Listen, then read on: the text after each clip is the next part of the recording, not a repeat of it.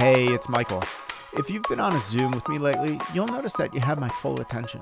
It's because I'm not taking notes. Instead, I rely on Fellow, an AI meeting assistant, to take notes for me, along with tracking action items and decisions, handling recordings, transcripts, and summaries all in one secure platform. It's like magic. Built with security and privacy at its core, Fellow is the only AI meeting assistant that thousands of leaders and organizations trust to capture meeting notes and recordings while keeping your data safe. They're so confident that you'll love it, they're offering an insane deal to you all, Between Two COOs listeners. 90 days of unlimited AI-powered note-taking and recording completely free. Visit fellow.app/COO to sign up today and experience the AI meeting assistant trusted by leaders everywhere.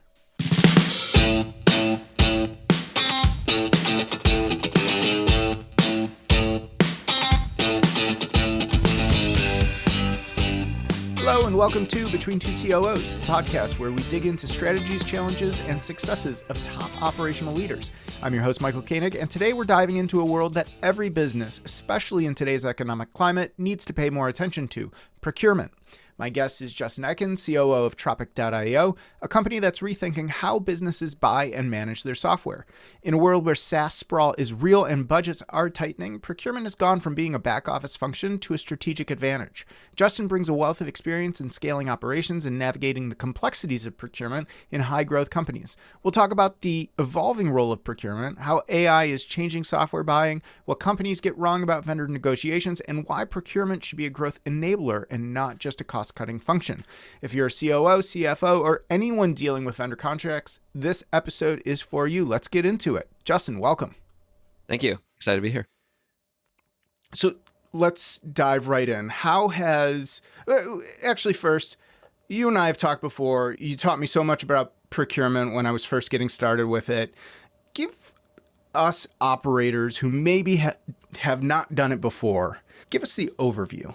How should we think about procurement? Sure.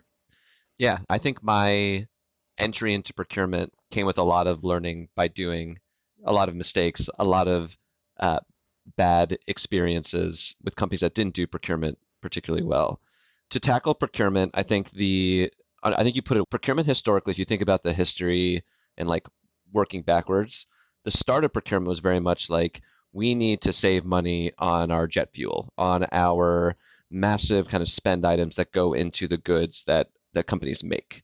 Procurement was first and foremost thought of as a cost reduction mechanism and a way to keep margins strong and high for those types of companies.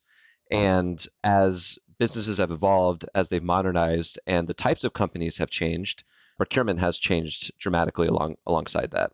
Gone are the days where a procurement stakeholder is solely responsible for managing a few select commodities or goods to keep costs contained and keep margins strong. And instead, procurement professionals have had to become jack of all trades, not just in the types of spend and types of costs that they are trying to contain, but also taking on additional responsibilities: process compliance, vendor risk management, ESG. The remit and the scope has broadened dramatically to the point where procurement has become very much an operationally intensive function and not just a sourcing and kind of cost containment function. So every business today should be thinking about their procurement because it's one of the most critical drivers of efficiency from early stages all the way to enterprise and massive company kind of coverage and footprint. Let's talk about the company profile size that you just referred to. Certainly in more of the massive companies, you're going to see procurement functions.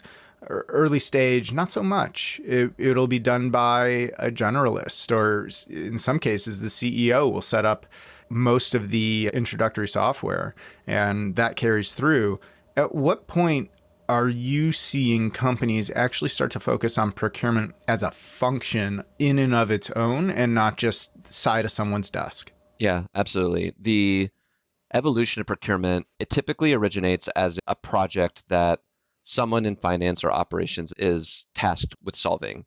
Hey, CEO, CFO feels that we're spending too much money, or there's some singular moment where we got caught on an auto renewal and ended up spending hundreds of thousands of dollars on something that we didn't want to.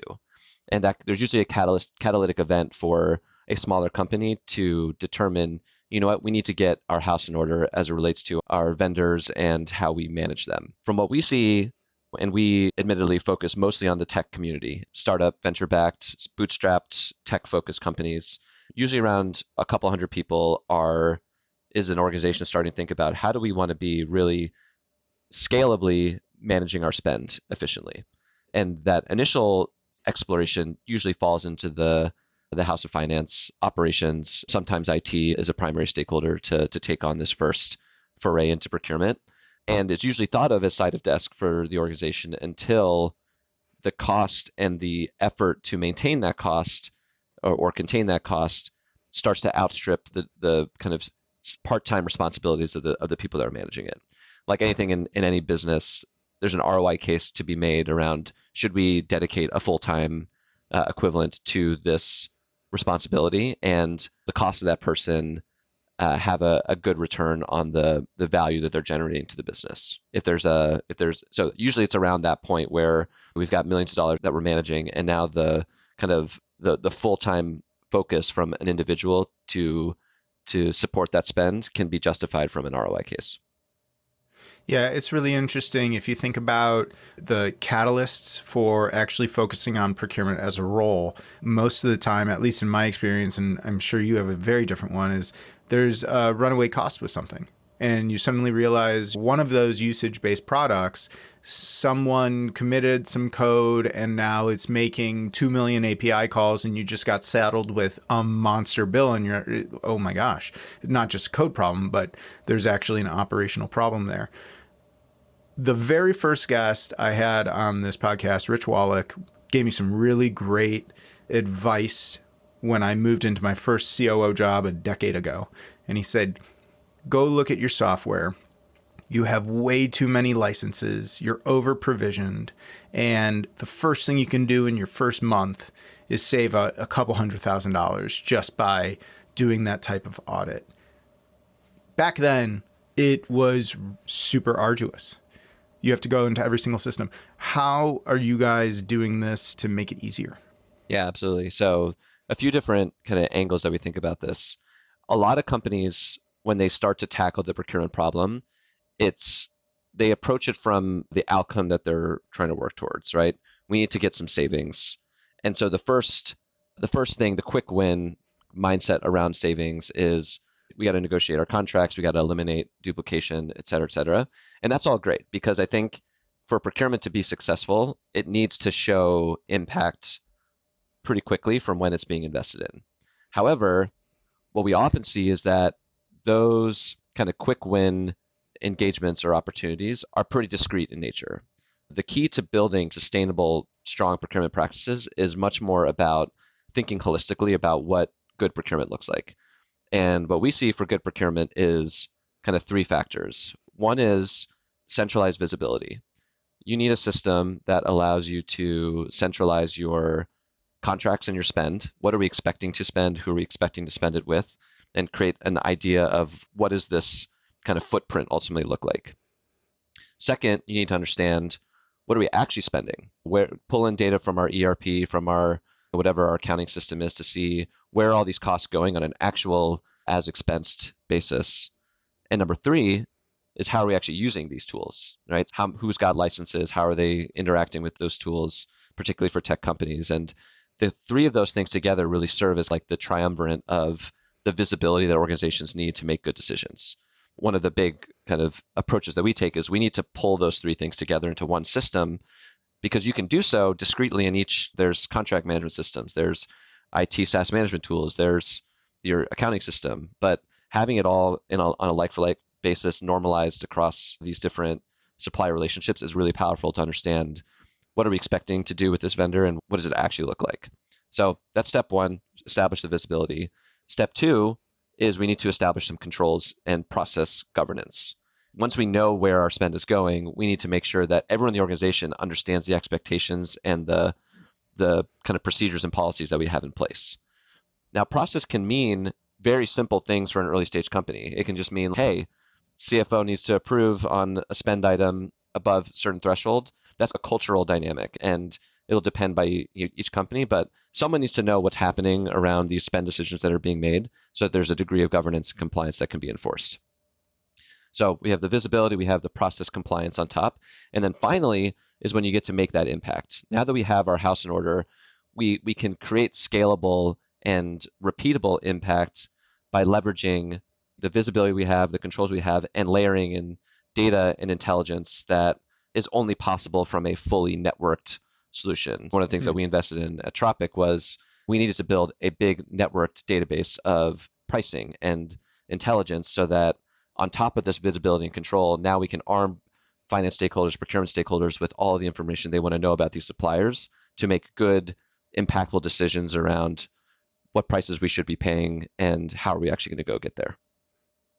So you're using, because you yourself have the visibility as Tropic to see all the different contracts that people are making, or rather negotiating, and what those different inputs are. And you're able to see, okay, what is a reasonable price for this person to be paying for this software?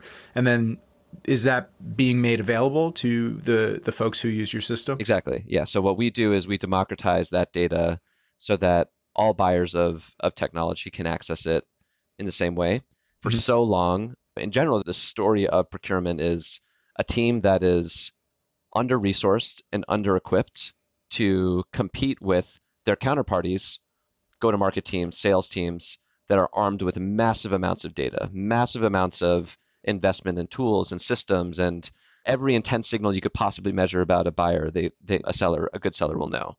And procurement teams have a mere fraction of this type of tools and information available to them. So what we're trying to do is at least level the playing field a bit. If we can create some networked understanding around what are fair prices to pay and make those accessible to procurement stakeholders, then at least they have a fighting chance to understand what fair and good might ultimately look like. But the point that's important is that's just a part of the story, because you may have all the best data in the world, but if you're not able to leverage it at the right moment with the right approach and strategy, it's going to be worthless. You can't just go out to a vendor and say, hey, I know that I should be paying X. Why am I being charged Y? They'll tell you to go kick rocks. But orchestrating that into a story that has credibility and staying power and can actually justify a discussion is really where the magic of kind of holistic procurement comes in. Leveraging the visibility controls and impact together as one kind of unified solution, as opposed to just going straight for data, expecting it to drive impact. What happens next? You get Tropic, you have this amazing data, your, let's say, I don't know, Atlassian license is coming up. Atlassian goes through VAR, a reseller. Every single reseller is different. You don't really know what's happening. So now I've got Tropic. My Atlassian license is coming up. Sorry, Atlassian, if you're hearing this, but you do charge a lot of money, and it seems like it's too much. What do we do? What do we do from there? Yeah, as an example, let's say, in Tropic, what you'll see is we have an Atlassian contract that's coming up for renewal in 4 months. We know that it's being executed through a reseller or a VAR, and we know that the opt-out for that specific relationship is 30 days in advance, which means that we actually have 3 months to decide what we ultimately want to do with this partnership and this relationship, while we have any leverage as part of the overall engagement or the renewal motion. So what we'll be able to do leveraging Tropic is we'll know, okay, when this renewal date is coming up, we'll be able to know exactly what our spend trajectory has looked like over the last year. Have we added seats? Have we removed seats? Have we upgraded, downgraded, changed packages? All of the kind of activity that's happened over last year based on usage and spend data. We'll know going into that conversation, how is our pricing compare to the market? We'll be able to see as we're getting into this engagement, is our pricing good? Is it bad? Is it neutral? And that can be helpful on its own, because let's say we have good pricing. What that can signal is, great, let's just pass this through. We don't need to spend multiple cycles, time, and energy banging our heads against a wall with a specific supplier relationship where we're in a fair and acceptable place. But let's say we don't have good pricing, and we now can know that based on the data that we have available. Now we want to go into a real sourcing motion. And that means leveraging the tactics and strategies that we know are going to be effective with Atlassian when being executed through a VAR. And based on what we know at Tropic is, what a VAR does is it basically like levels the playing field on the access of that tool and takes on some of the administrative burden for delivering and maintaining some of those systems. But we also know is that there are many VARs that are out there, all of whom are working on razor thin margins, and winning business from one VAR to the next can be a really powerful way to drive pricing down. So what we might recommend in that case is, great, we have this deal coming up. We know we have bad pricing. Let's bid this out to the various VARs that we know have good relationships and good pricing dynamics with Atlassian in particular. And we'll maintain a list of that, be able to recommend who we go engage and get pricing for, and use that competitive tension to stick with our existing VAR if we feel happy about that relationship, or to consider a replacement or alternative if we feel that's going to be the best decision for the business moving forward. Got it. And so let's talk about then some common mistakes here. You mentioned throughout your career, you learn things the hard way. I'm a company that is starting to add procurement, starting to take it seriously. Like, what are some of those early sort of landmines that you can help us dodge? Yeah, absolutely. I think that one of the things that I've seen most consistently for companies starting a procurement practice, we won't call it a function because maybe they're not hiring a person, but they want to start doing procurement. There's like a barbell experience. Either they go too hard and too complex too quickly and lose faith across the organization to actually adopt whatever is being put in place, or there's not enough top-down enforcement from leadership to say this is something that's important. It's usually one of those two things, and the goal is to try to like nail it right in between the two to right size the complexity and the approach to how we're going to do procurement as an organization that fits culturally with what that organization is all about. We work with some companies where they want to put in place procurement because they want to think about efficiency for the future. But the goals today are not about major savings. For that type of organization, what's important is we want to make this something that all of our stakeholders across the organization will actually use and adopt, and therefore it needs to be super simple and streamlined. That means we can't be overly aggressive around approvals. We need to allow for our stakeholders to have ownership around their relationships and tools and arm them with data, but not try to centralize too much of the actual process into, let's call it the finance or operations function. So keep it super easy, keep it super streamlined, and just get some system and process in place. You may be walking into another organization, private equity company, just got taken private, or the new investors come in, and number one priority is we've got to cut costs. And what that's going to look like is we need to take a different approach for what types of controls we're putting in place in that organization. More visibility from leadership, more specific targets to orient around, and making sure that we're orchestrating our expectations with the company, top-down enforcement, to make sure people are following the process that we put in place. So I think like the biggest recommendation I have for companies that are standing up procurement is to make sure you know what kind of goals you're achieving, and make sure that you are communicating and setting expectations across the organization for what those stakeholders need to do, and be prepared to enforce them. Because one thing that's universally true, no one in the organization, no stakeholders in the organization like doing the procurement process. It's a necessary evil to follow through on what is necessary for efficient spend across a company. If you're out in the business, you're focused on growth, you're focused on closing deals, the last thing that you want to do is follow a bunch of hoops that you have to jump through to get this critical supplier relationship that you work with approved and renewed or whatever it might be, so that you can focus on your clear growth goals.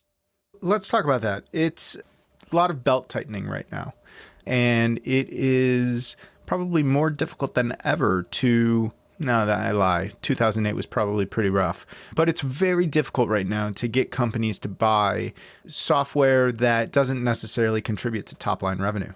How are you all approaching that? What are you seeing? And how, if I'm a procurement person and I want to get off of spreadsheets and I want to get into a system like Tropic, like how do I go about doing this?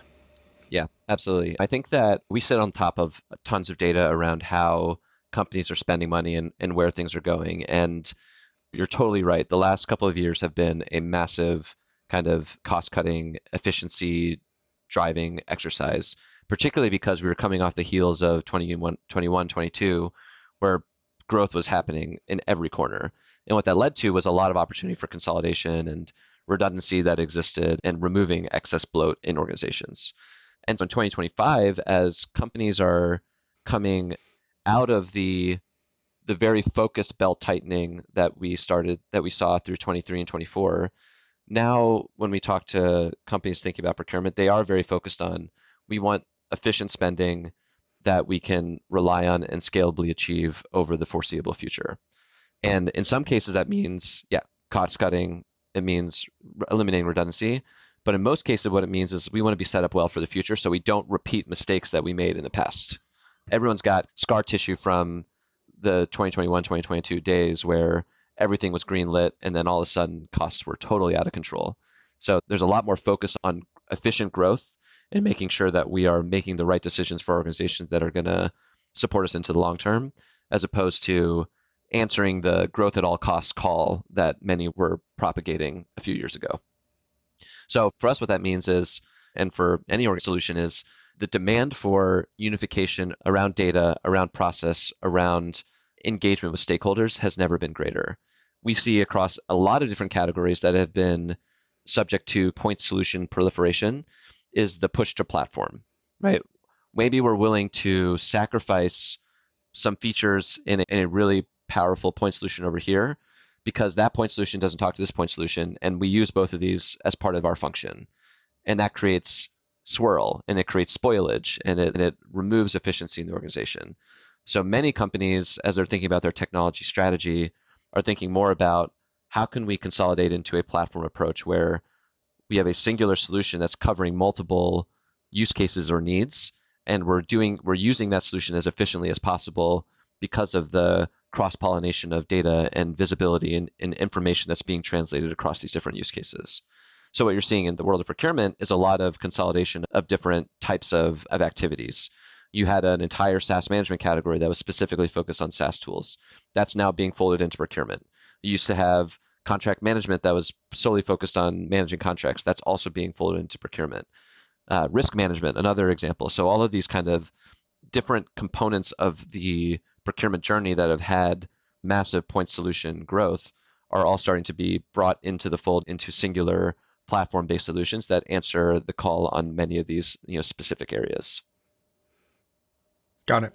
So we're talking a lot about efficiencies. That's been the through line since we first started this conversation. We talked about efficiencies through visibility, efficiencies gained through controls. What are some other areas that we need to look for efficiencies within procurement? Yeah, it's impossible not to talk about efficiency without talking about AI. And there's a lot of energy and excitement in unsexy categories where AI can make a big difference. You hear a lot about it in accounting. A ton of accounts that are out there doing a lot of manual work to close books, to reconcile invoices, and AI has been pointed to as a major opportunity for efficiency gains there. Procurement is a similarly massive opportunity. Lots of organizations, big organizations, have tons of procurement individuals that are there to help support administrative responsibilities in the world of procurement, creating POs, matching invoices to POs, extracting metadata from contracts, populating one system over here with data from the system over here. This type of work is pervasive in kind of larger scale procurement organizations and is ripe for the type of thing that AI can take on. And so what we're seeing and we're really driving as well is how can we start thinking about AI as a procurement agent that takes on the work of some of the kind of the lower level administrative actions and activities that are necessary to make procurement work at organizations, and use intelligence, use AI, use large language models to take on that work and automate it for those organizations so that those dollars can be deployed elsewhere. We talked about procurement becoming a growth lever. This is the kind of area where, by removing some of the overhead that might exist to make procurement work, redeploy those dollars into growth areas and expansion initiatives and tools like AI and products that leverage AI effectively are going to be major drivers of that. So much of procurement, aside from there's the unsexy aspects of it, we're talking about the organization, we're talking about approvals and controls and the inner workings. On the other side of it, a huge and probably the bigger part of procurement is effective and efficient negotiations. I've worked with a lot of different procurement people. I have my all-time favorite. I've got to give her a shout, Jen Bradley. Jen opened up a negotiation by saying, listen, we're going to hug at the end of this, but you're going to hate me throughout it, and you're going to give me everything I want. So let's just move on. There is that person-to-person aspect to this. You're talking about agent. Will it be at some point my procurement agent, and now I'm talking about agentic AI, will talk with your seller? There is that nuance of the relationship and sort of the chess that you're playing within a negotiation. What does that look like? Yeah, absolutely. I think we thought a lot about this. We are of the mind that there is no near-term future where the entirety of the kind of procurement supplier relationship can be taken over by AI for a few reasons. As you mentioned, like in any massive buy-sell transaction, the human element of it plays a role. People buy from people. You see a lot more of the heavy lifting and the work being automated and taken on by systems and disintermediated interaction. However, the human still plays a role for the biggest and most complex purchases. People will say, what about Carvana? What car buying always used to be a human-to-human interaction. That's a big price item.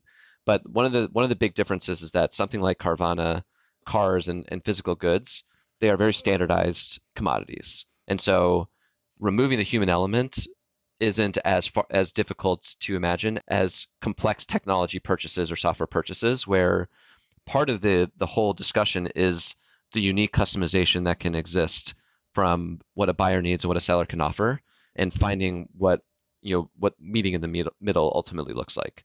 So from that standpoint, our belief is that for your strategic spend, for large priced major investments, we believe there's going to be a role for humans in the foreseeable future. Now, in the world of procurement, we talk a lot about the concept of long tail. Procurement and spend within organizations typically follows the Pareto principle, right? 20% of your vendors makes up for 80% of your spend. And so when you think about the 20% fat head that's making up 80%, that's where I think the humans will always play a role. Now, for the 80% of vendors that make up 20% of the spend, the long tail, there is a lot of opportunity for automation because the impact on the results of each individual deal is less meaningful to the overall story than it is in the 20%. So we see lots of procurement teams that might be willing to sacrifice the very best outcome that would be human driven for something in the long tail in order to automate or to prioritize efficiency to accomplish that outcome rather than deploying expensive strategic human resources to have the same impact. To summarize, fathead, human driven, we expect that to stay the same. Long tail, automate, and AI driven negotiation. I think you could very well see the loop of AI sales reps talking to AI procurement agents trying to hash out a deal, and I'm sure we'll see plenty of good clips of that happening in the future. That would be very interesting. So in the here and now, though, you talked about LLM. These are great with structured language, right? And what could be more structured than a sales contract? How are you guys actually looking at this, applying LLMs with the contracts? Is this something that you're doing now? Yeah, 100%. So what's interesting is a contract is on the scale of like structured documents is actually quite unstructured because it can be very highly variable from one supplier to another. And so when you think about structured documents, what you're looking for is consistency and the format, the framework that it's being used, and contracts can be highly variable. Invoices, on the other hand, receipts, like things like that, those are highly structured documents. They all follow the same trend. And the concept of like invoice automation has long existed even before the explosion of LLMs. Now, for contracts, we're 100% using AI and LLMs to extract the metadata from those contracts. But the harder part isn't just the extraction, it's the normalization of that data into a standardized format that can be compared on a like-for-like basis. Because what I need to know is when I'm talking to Salesforce, what's the unit of measurement that's comparable across all Salesforce contracts? And how can I build a data model that uses a similar structure when I'm talking to Snowflake? Snowflake also has a unit cost that needs to be compared on a like-for-like basis across all Snowflake contracts. And you extend that out to the thousands and thousands of vendors, it starts to become a really challenging data normalization story. How can we build a data model that's consistent enough to be able to compare like for like across these highly variable suppliers that have massively different pricing structures to build into a single database that can be accessible and leveraged by machines to draw insight and then translate it back to humans? So massive problem. We've invested years and thousands of hours into this to come up with our approach. And that's part of what feeds this kind of network database of price points and benchmarks, is we can now take those learnings and apply them across this wide range of suppliers that we have access to. So interesting. And certainly there's also even just lower level AI assistant capabilities of, hey, you have this contract. You talked about time, right? Time being one of the ultimate levers in negotiations, and having that 3-month or 4-month period with the opt-out window, whatever it may be. Is this a way that you all are going as well with LLMs? Yeah, I think what we believe the kind of ideal state for your AI procurement agent in the near term is less about we're going to have this agent negotiate for us, but instead is your AI procurement agent sidekick, which is like your coach, your guide that can be riding shotgun with you as you're going about running your process. And that will take into account all the different factors that matter for a specific supplier engagement. Timing being one of those, historical context and the longevity of the relationship, how things have been used, sentiment, all these things can be thrown into an AI model to craft a strategy and an approach for how negotiation can be most effectively deployed with that specific supplier. And you give that as a sidekick to any procurement professional, and they become massively more efficient and impactful in the work that they're doing. We're very bullish on that concept of how we can leverage AI from a procurement agent standpoint, less so about the actual automation of the back and forth in the discussion, because at the end of the day, the dollars that matter most are those big ones in the fat head. And the more that we can help influence and guide those with tactics, strategies, and intelligence, the better off our customers will be. You mentioned something super interesting now, which is sentiment and sentiment analysis using AI for this within a relationship. And if you're someone who's done a lot of negotiations, you have certain folks that you are hugging it out, like Jen said at the end, and it's a really good relationship. And then there are others where it can get pretty contentious. These are different signals, though, that I would imagine exist outside of a procurement system. Now we're talking about voice chat, we're talking about transcripts, we're talking about emails, things of that nature. Where are you pulling those signals from? How are you thinking about that? Yeah, the notion of kind of call recording software is basically ancient history on the sales side at this point, right? Every sales conversation for any kind of tech-enabled team or even out in the field team is now recorded in some way. And you've got plenty of players that are out there applying sentiment analysis and what are the vibes in the conversation to know what direction we think it's gonna go. And so that's a very known quantity. But again, I think that fact represents the clear disparity in terms of investment that's gone into go-to-market teams versus procurement teams. No, procurement teams aren't getting that same level of investment on their call recordings and their analysis into what the sentiment looks like and implies from a willingness to discount or a willingness to change or whatever. We have become very interested in how can we, again, we're interested in leveling the playing field for technology buyers. How can we arm them with similar types of tools that allow them to leverage en masse AI to help understand those types of qualitative things like sentiment and text analysis, speech analysis, because at scale, you see the same thing with procurement teams as you do sales teams. A bunch of different procurement managers managing individual categories with varying levels of experience that need varying levels of coaching and guidance, with managers that have experience and kind of pattern matching on top of them. The amount of we have our head of procurement strategy Michael Shields came from Qualtrics, and he would do war games with his team to simulate this environment. Let's do a live demo or a live kind of practice call, because the concept of recorded calls and being able to leverage that as part of coaching just hasn't existed. But I guarantee it will in the next couple of years, because the kind of investing community has woken up to the importance of procurement, and lots of dollars and insight is going into how can we make these teams more effective, and the tools that power them more effective. Yeah, certainly with sales, it makes a lot of sense. You're bringing in big dollars. That's really powering the growth of your company. And this is what we talked about previously, which is spending on SaaS and tools that don't contribute to top line growth, but do impact the bottom line. I'll write a check all day long if you're telling me that it's going to increase my sales by 10%. Much more difficult to do if you're telling me that you're going to save 10% by getting this.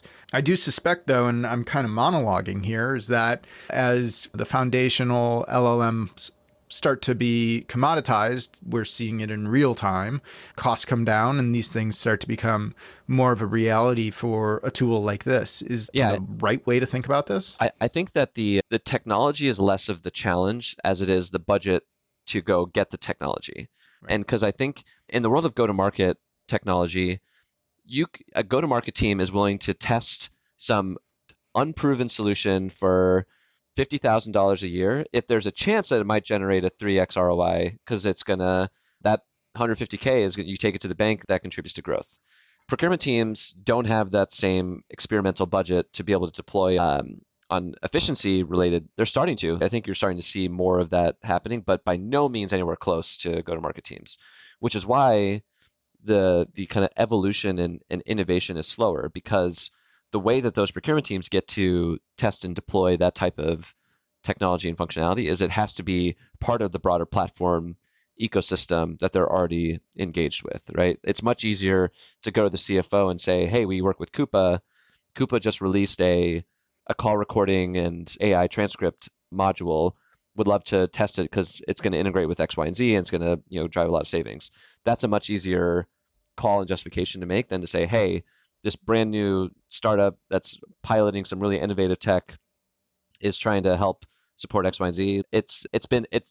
That type of conversation up until a year or two ago was never happening in the office of the CFO. Now you start to see like it's catching on, and the procure tech industry has grown and expanded pretty meaningfully, but by no means to the same extent as go-to-market. So I think that we will see more of that innovation. It's just been slower going because of the way that those budgets get deployed, and testing can really happen in procurement teams.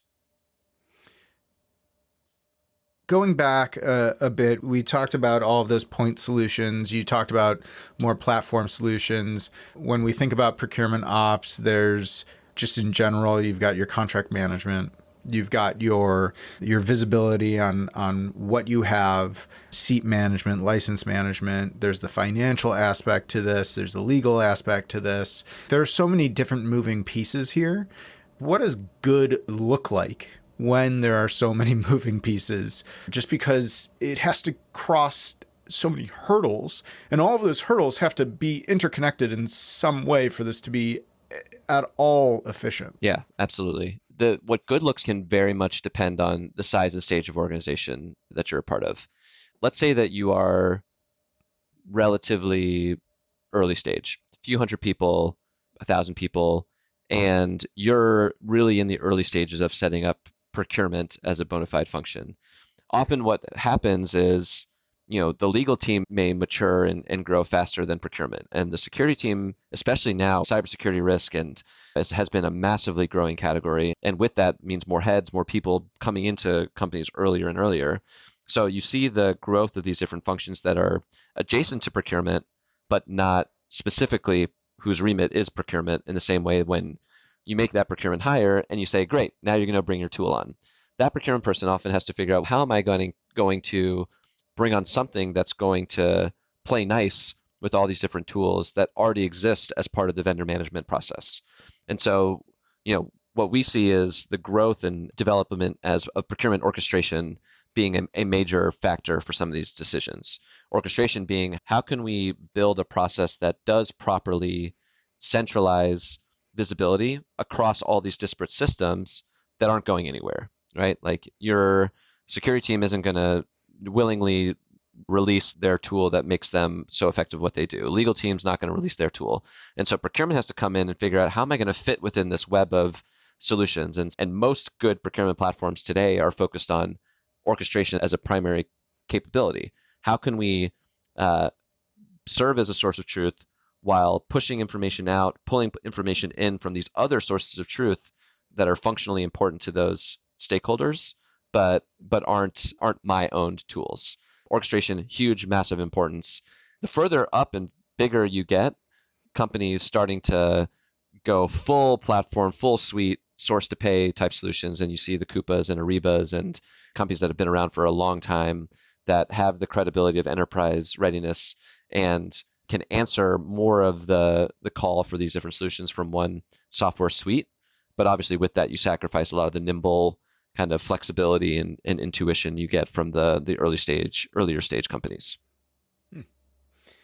This has been absolutely phenomenal. One of the things, this was a crash course on procurement, less about your functions as COO. We haven't even really discussed that at all, but perhaps a round two at some point. Justin, it's time though for my favorite question, which is, we have all been in these seats and the weirdest stuff tends to come up to us.